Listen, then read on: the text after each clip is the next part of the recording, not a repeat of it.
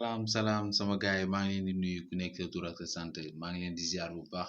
di leen jox seen wàccuwaay bu baax alhamdulilah macha allah waaw tey moom ñoo ñëwoon baaxee leen benn vidéo bu ñu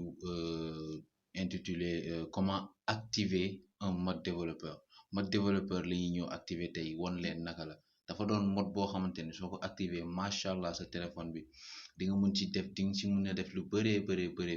notamment sax sa RAM téléphone bi di nga ko mun a yokk mu gën a gaaw. Macha allah donc tey moom dañoo ñëw baaxee leen astuce bi comment activer le mode développeur sur son téléphone n'importe quel téléphone mu nekk Android mu nekk iOS c'est la même chose donc restez jusqu'à la fin de la vidéo inshallah di ngeen gis lépp daal macha allah donc on commence d'abord paramètre la ñu njëkk a dugg paramètre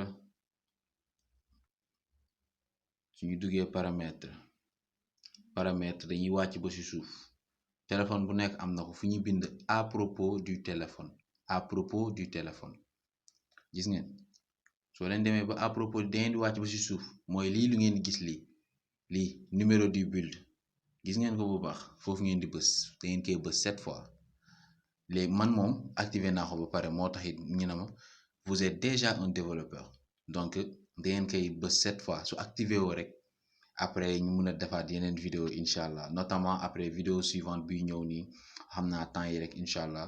dinañ leen woon nu ñuy augmenter RAM téléphone de telle sorte que mu gën a gaaw planqué bi du bëri du en tout cas dina gëj a planqué daal